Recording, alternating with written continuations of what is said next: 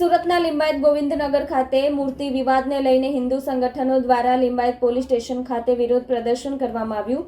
લિંબાયતના ગોવિંદનગર ખાતે મૂર્તિ ચોરીને લઈને હિન્દુ સંગઠનો દ્વારા જમીન માલિક પર ગંભીર આક્ષેપ કરવામાં આવ્યા।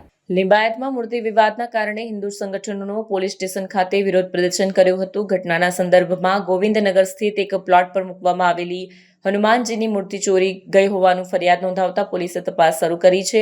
આ પ્લોટના માલિક સાથે મૂર્તિ મૂકવાના મામલે પહેલા પણ વિવાદ થયો હતો। વિરોધ પ્રદર્શન કરી રહેલા હિન્દુ સંગઠનોના પ્રતિનિધિઓએ આરોપ મૂક્યો હતો કે જમીન માલિકે જ જાણીબૂજીને મૂર્તિ દૂર કરવાનો આદેશ આપ્યો હતો। તેમણે મૂર્તિની ચોરીને ધાર્મિક ભાવનાઓને આઘાત પહોંચાડનારી અને સમુદાય વચ્ચે તણાવ સર્જનારી કાર્યવાહી ગણાવી હિન્દુ સંગઠનોએ પોલીસને ચોરી ગયેલી મૂર્તિ શોધી કાઢવા અને દોષિતો પ્રત્યે કડક કાનૂની કાર્યવાહી કરવાની માંગ કરી છે। તેમણે આ બાબતમાં જમીન માલિક સામે પણ કાર્યવાહીની માંગ કરી હતી। મારું નામ વિશાલભાઈ ભરવાડ છે। હું સુરત બજરંગ સેના ઉપાધ્યક્ષ છું અને ઘટના ગોવિંદનગર લિંબાયત વિસ્તારમાં બની છે, જે જગન્નાથ બાલાજીનું મંદિર છે।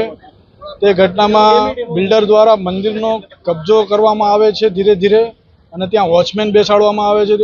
અને અમને એવી માહિતી મળી છે કે મંદિરમાંથી મૂર્તિ પણ ગાયબ કરવાના હતા, તો અમે 4 દિવસ પહેલાં પીઆઈ સાહેબને રજૂ બી કર્યું હતું, રજૂઆત કરી હતી કે અમારી મૂર્તિનું સાહેબ ધ્યાન રાખજો, મૂર્તિ ગાયબ થવાની અમને વાત મળી। સાહેબે કીધું તમે બે ઝીઝક રહો, કંઈ નહીં થાય। પણ અમને કાલે પરમ દિવસે જાણવા મળ્યું કે મૂર્તિ રાતોરાત ત્યાંથી ચોરી થઈ ગઈ છે। એટલે એના વિરોધમાં અમે આવ્યા હતા અને કાલે પણ અમે પોલીસ સ્ટેશન હતા, પણ જે ફરિયાદ કરવા આવેલા એ લોકોને લગભગ 6 થી 7 કલાક ડિસ્ટર્બ ચોકીમાં બેસાડી રાખેલા અને ફરિયાદ લીધી નહીં હતી।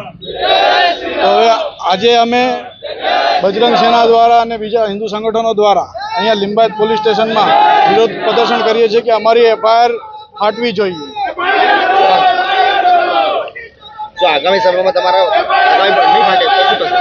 આગામી સમયમાં અમારે જો એફઆઈઆર નહીં ફાટે તો અમે આનાથી વધુ સંખ્યામાં કલેક્ટર સાહેબ પાસે જવું અને કમિશનર સાહેબ પાસે જશું।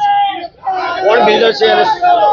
બિલ્ડરનું નામ છે વિષ્ણુભાઈ દોરીવાલા કરીને છે, જેણે 30-35 વર્ષ પહેલાં સોસાયટી પાડીને વેચી દીધી હતી અને હવે જગ્યા સીઓપીમાં હતી અને એમાં એ પારસી સમાજ દ્વારા એ જગ્યામાં 500 વાર જગ્યા મંદિરના ટ્રસ્ટને આપેલી હતી અને જે બીજી 200 વાર જગ્યા છે એ મંડળી દ્વારા વેચાતી ખરીદેલી હતી।